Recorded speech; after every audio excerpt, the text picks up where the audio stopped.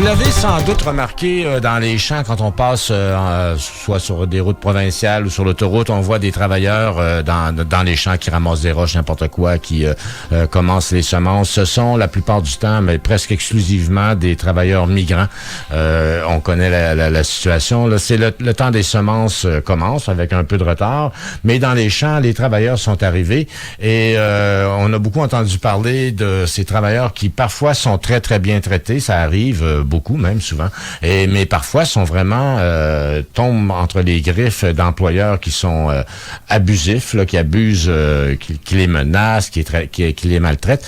Pour en parler, on a au téléphone Monsieur Julio Lara, qui est représentant des TUAC, les travailleurs et travailleuses unis de l'alimentation et du commerce, et qui est le principal syndicat dans le domaine des travailleurs migrants. Bonjour, Monsieur Lara.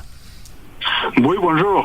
Comment s'annonce la saison? Est-ce qu'il y a du progrès qui est fait?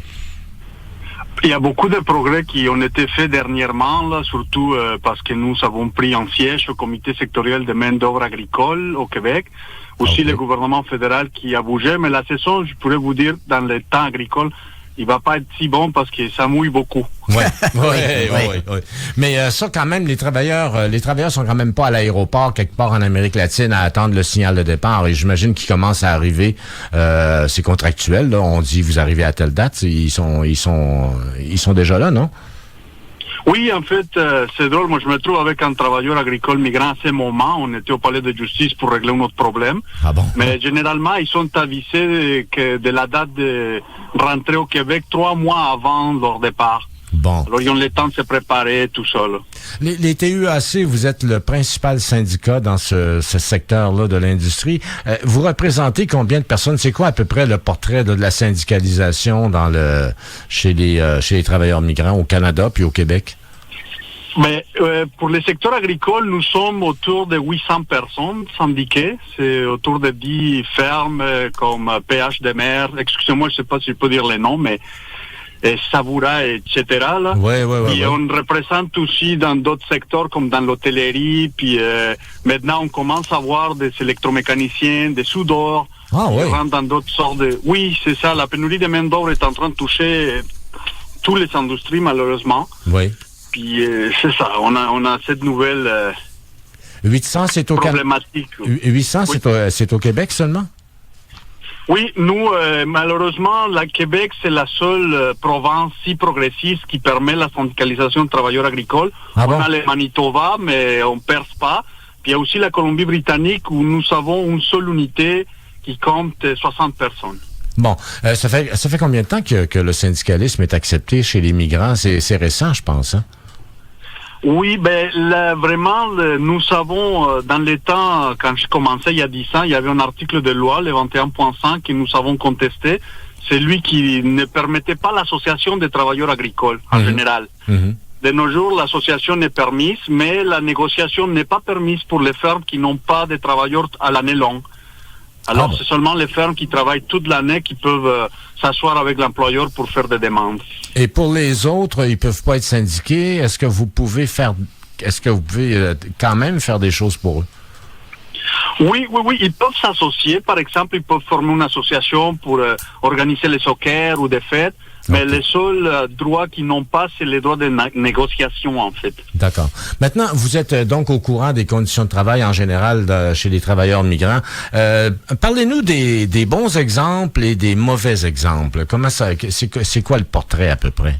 Sans nommer. Moi, oui, les bons exemples, ça va toujours être en accord avec une bonne gérance des ressources humaines. Je peux vous dire que les petites, moyennes entreprises qui ont une personne de ressources humaines chargée de la main-d'œuvre en général, des Québécois, tant comme des travailleurs étrangers temporaires, vont avoir plus de chances de succès pour l'encadrement des travailleurs étrangers temporaires. Tandis que de l'autre côté, des fois, c'est même pas comme de la mauvaise foi des employeurs, c'est simplement puis purement de l'ignorance. Des fois, les employeurs ignorent les lois, ignorent aussi la façon d'encadrer ces travailleurs-là, puis là, ça donne en sorte qu'il y a des abus.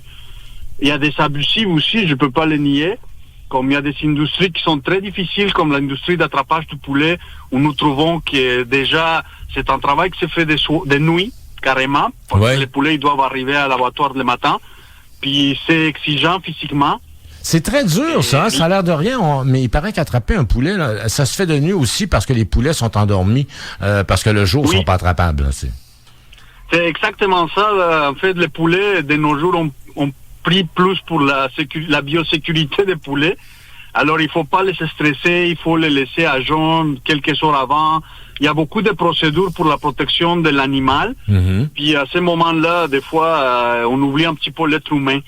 Mais c'est ça, c'est l'une des industries qui est le plus difficile et qu'on pas assez bien organisée non plus. Mais on travaille là-dedans pour faire en sorte qu'on puisse organiser, que tant le gouvernement de la province comme le gouvernement fédéral, parce qu'étant donné, nous, quand je vous dis d'être attrapeur de poulet, quand nous, on ramasse un poulet du sol, ça devient compétence fédérale.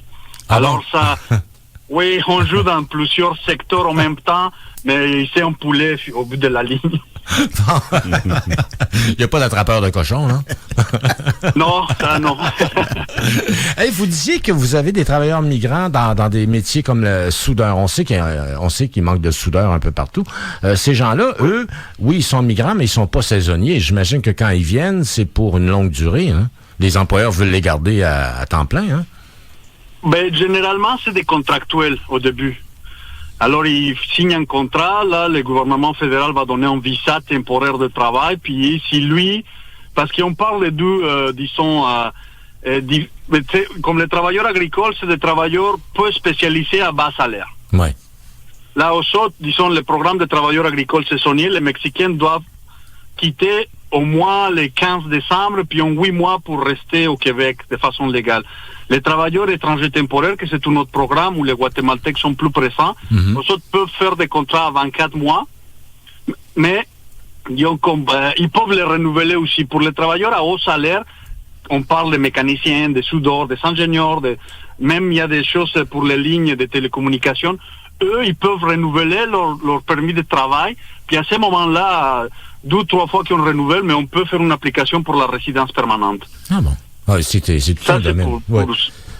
Le gouvernement fédéral a adopté une initiative pour protéger les travailleurs migrants et je comprends surtout les travailleurs agricoles contre les employeurs abusifs. C'est tout récent et ça, les TUAC, vous saluez cette initiative-là. De quoi il s'agit exactement?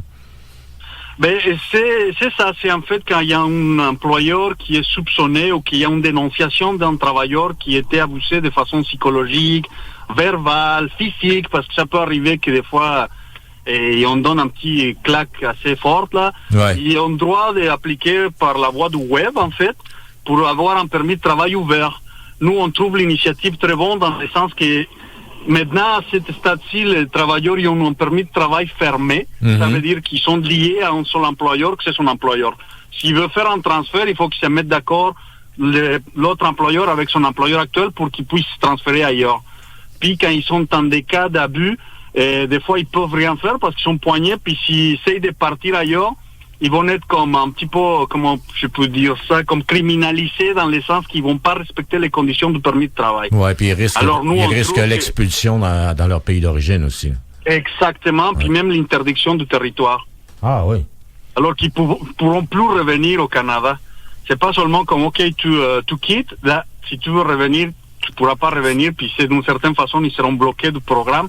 Puis les programmes, moi je les vois comme une aide humanitaire, comme dans les pays comme mon pays, moi je suis mexicain d'origine, ou pour le Guatemala, ça aide beaucoup dans des familles qui sont assez démunies.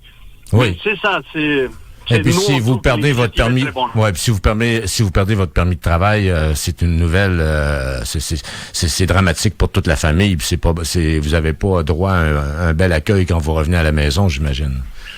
Non, ça va être plutôt comme une espèce de funéraire, là, parce que l'économie familiale va être compromise, là. Ben, Monsieur Lara, je vous remercie infiniment. Je vous souhaite une bonne saison, parce qu'il y a beaucoup de travail. Vous êtes au Palais de justice. J'imagine que c'est un lieu que vous fréquentez assez souvent. Ben, on fréquente plus le tribunal du travail, mais oui, des fois, on donne aussi un coup de main aux travailleurs dans d'autres problèmes, comme des problèmes d'impôts, etc. Alors, mais merci bien pour l'interview. Merci. Je vous souhaite un excellent été. À vous aussi. Merci beaucoup. Merci beaucoup. Alors, c'était Julio Lara, représentant des TUAC.